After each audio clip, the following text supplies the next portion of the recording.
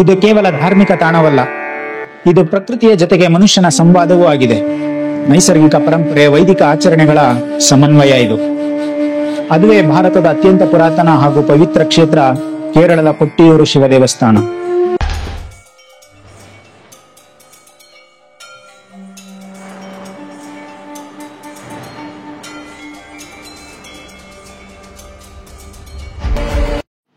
ದಕ್ಷಿಣ ಕಾಶಿ ಎಂದು ಕರೆಯಲ್ಪಡುವ ಈ ದೇವಸ್ಥಾನ ತೆರೆದಿರುವುದು ವರ್ಷಕ್ಕೆ 30 ದಿನಗಳು ಮಾತ್ರ.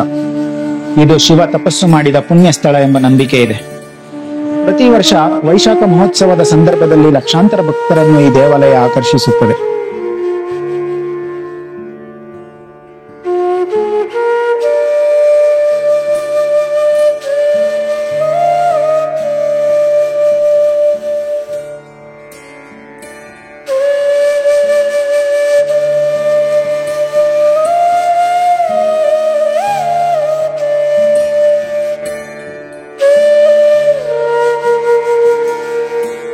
ಈ ದೇವಾಲಯದ ಶಿವಲಿಂಗವು ಸ್ವಯಂಭೂ, ಅಂದರೆ ನೆಲದೊಳಗಿನಿಂದ ಸ್ವಯಂ ಪ್ರತ್ಯಕ್ಷವಾಗಿದ್ದು ಎಂದು ನಂಬಲಾಗಿದೆ. ಈ ದೇವಾಲಯ ದಟ್ಟ ಅರಣ್ಯ ಮತ್ತು ಬೆಟ್ಟಗುಡ್ಡಗಳ ಮಧ್ಯೆ ಇದೆ. ಹಾಗಾಗಿ ಬೆಟ್ಟದ ಮೇಲಿನಿಂದ ಹರಿದು ಬರುವ ಅಪಾರ ಪ್ರಮಾಣದ ನೀರು ಈ ದೇವಸ್ಥಾನದ ಆವರಣದಲ್ಲೇ ಭಕ್ತರ ಕಾಲಿಗೆ ಮುತ್ತಿಕ್ಕಿ ಹರಿಯುತ್ತದೆ. ಹಾಗಾಗಿ ಭಕ್ತರು ಕೂಡ ಆ ತಣ್ಣಗಿನ ನೀರಲ್ಲಿ ಹೆಜ್ಜೆ ಹಾಕುತ್ತಾ ಶಿವನ ದರ್ಶನ ಪಡೆದು ಪುನೀತರಾಗುತ್ತಾರೆ. ಮುಖ್ಯ ರಸ್ತೆಯಿಂದ ಅಂದಾಜು 1/2 ಕಿಲೋಮೀಟರ್ನಷ್ಟು ಈ ದೇವಸ್ಥಾನಕ್ಕೆ ನಡೆಯಬೇಕಾಗುತ್ತದೆ. ಹಾದಿಯಲ್ಲಿ 2 ನದಿಯನ್ನು ದಾಟಬೇಕು. ಬಾವಲಿ ನದಿಯಲ್ಲಿ 3 ಬಾರಿ ಮುಳುಗೆದ್ದು ಭಕ್ತರು ದೇವಸ್ಥಾನದತ್ತ ಹೆಜ್ಜೆ ಇಡುತ್ತಾರೆ. ನದಿಯ ದಡದಲ್ಲಿ ಅಕ್ಕರೆ ಕೊಟ್ಟಿಯೂರು ಮತ್ತು ಇಕ್ಕರೆ ಕೊಟ್ಟಿಯೂರು ಎಂಬ 2 ದೇವಾಲಯಗಳಿವೆ. ಅಕ್ಕರೆ ಕೊಟ್ಟಿಯೂರು ಶಿವನ ದೇವಾಲಯವಾಗಿದ್ದು ವಾರ್ಷಿಕ ವೈಶಾಖ ಮಹೋತ್ಸವದ ಸಮಯದಲ್ಲಿ ವರ್ಷದಲ್ಲಿ 28 ದಿನಗಳು ಮಾತ್ರ ತೆರೆದಿರುತ್ತದೆ. ಕೊಟ್ಟಿಯೂರು ದೇವಸ್ಥಾನದಲ್ಲಿ 28 ದಿನಗಳ ಕಾಲ ನಡೆಯುವ ವೈಶಾಖ ಮಹೋತ್ಸವವು ದೇವರಿಗೆ ತುಪ್ಪ ಸ್ನಾನ ಮಾಡಿಸುವ ಮೂಲಕ ಪ್ರಾರಂಭವಾಗುತ್ತದೆ. ಇದನ್ನು ನೈಯಟ್ಟಂ ಎಂದು ಕರೆಯಲಾಗುತ್ತದೆ. ವೈಶಾಖ ಮಹೋತ್ಸವವು ಭಗವಂತನಿಗೆ ತೆಂಗಿನ ನೀರಿನಿಂದ ಅಭಿಷೇಕ ಮಾಡುವುದರೊಂದಿಗೆ ಮುಕ್ತಾಯಗೊಳ್ಳುತ್ತದೆ. ಈ ಆಚರಣೆಯನ್ನು ಎಳೆನೀರೆಟ್ಟಂ ಎಂದು ಕರೆಯಲಾಗುತ್ತದೆ. ಕೊಟ್ಟಿಯೂರು ದೇವಾಲಯಗಳ ನವೀಕರಣವನ್ನು ಆದಿಗುರು ಶಂಕರಾಚಾರ್ಯರ ಕಾಲದಲ್ಲಿ ಮಾಡಲಾಯಿತು.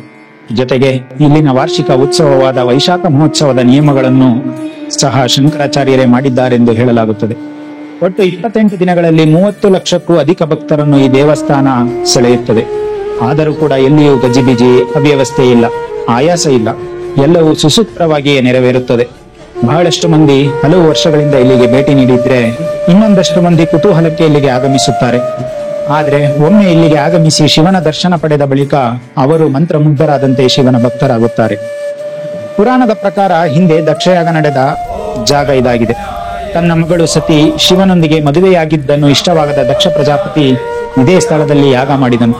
ಸತೀದೇವಿ ಇಲ್ಲಿಗೆ ಬರುತ್ತಾಳೆ. ಆದರೆ ತಂದೆ ಪ್ರಜಾಪತಿ ಶಿವನನ್ನು ಅವಮಾನಿಸುತ್ತಾನೆ. ಅದನ್ನು ಸಹಿಸಲಾಗದೆ ಅವಳು ಯಾಗದ ಬೆಂಕಿಗೆ ಹಾರಿದಳು. ಇದರಿಂದ ವಿಚಲಿತನಾದ ಶಿವನು ವೀರಭದ್ರನಾಗಿ ತಾಂಡವ ನೃತ್ಯ ಮಾಡಿ ದಕ್ಷನ ಶಿರಚ್ಛೇದ ಮಾಡಿದನು. ಬ್ರಹ್ಮ, ವಿಷ್ಣು ಮತ್ತು ಇತರ ದೇವರುಗಳು ಶಿವನನ್ನು ಸಮಾಧಾನ ಪಡಿಸಲು ಬಂದರು. ನಂತರ ಶಿವನು ದಕ್ಷನ ತಲೆಯನ್ನು ಆಡಿನ ತಲೆಯಿಂದ ಬದಲಾಯಿಸಿದನು.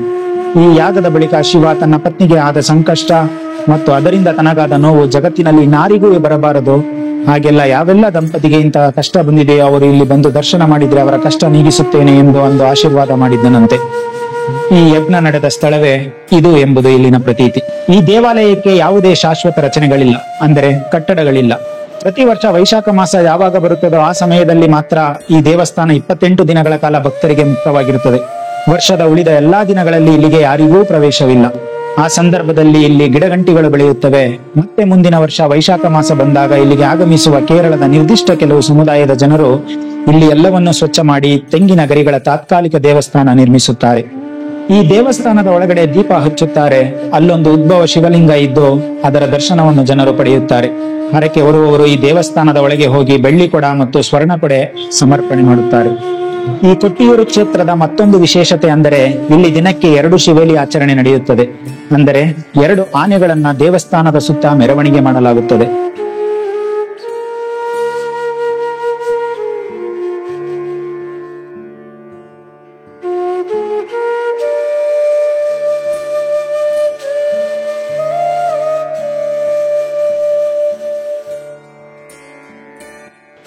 ಇದು ಶಿವ ಮತ್ತು ಪಾರ್ವತಿಯ ಸ್ವರೂಪ ಎಂದೇ ಭಕ್ತರು ನಂಬಲಾಗಿದೆ.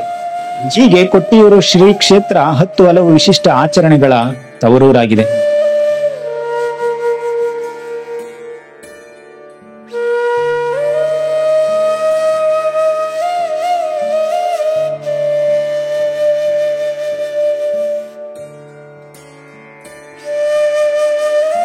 ಹಿಂದೂ ಧರ್ಮವು ವಿಶ್ವದ ಅತ್ಯಂತ ಪುರಾತನ ಧರ್ಮಗಳಲ್ಲಿ ಒಂದು.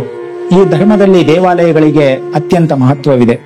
ದೇವಾಲಯವು ಭಗವಂತನನ್ನು ನೆನೆಸುವ ಸ್ಥಳವಷ್ಟೇ ಅಲ್ಲ, ಅದು ಶ್ರದ್ಧೆ, ಶುದ್ಧತೆ, ಧ್ಯಾನ, ಯಜ್ಞ, ಜಪ, ತಪಸ್ಸು ಮತ್ತು ಸಮುದಾಯದ ಬಾಂಧವ್ಯದ ಕೇಂದ್ರವೂ ಹೌದು. ಅದೇ ಸಾಲಿಗೆ ಸೇರುತ್ತೆ ಕೊಟ್ಟಿಯೂರು ದೇವಾಲಯ. ಇದು ಪುರಾತನ ಕಾಲದಿಂದಲೂ ಶಿವಭಕ್ತರ ಪಾಲಿಗೆ ದಕ್ಷಿಣ ಕಾಶಿಯಾಗಿ ಪ್ರಸಿದ್ಧವಾಗಿದೆ. ಪ್ರಾಕೃತಿಕ ಸುಂದರತೆಗೆ ತಕ್ಕಂತೆ ಧಾರ್ಮಿಕ ಪವಿತ್ರತೆಯೇ ಈ ಕ್ಷೇತ್ರದ ದೊಡ್ಡ ಆಕರ್ಷಣೆಯಾಗಿದೆ. ಇದು ಕೇವಲ ಒಂದು ದೇವಸ್ಥಾನವಲ್ಲ, ಇದು ಕಾಲ, ಸಂಸ್ಕೃತಿ, ಶ್ರದ್ಧೆ ಮತ್ತು ನಂಬಿಕೆಯೊಂದಿಗಿನ ಸಂಬಂಧ. ಅಕ್ಕರೆ ಕೊಟ್ಟಿಯೂರು ನವೀನತೆಯ ನಡುವೆ ನಿಲ್ಲುವ ನಿತ್ಯ ಶಾಂತಿಯ ಪ್ರತೀಕ.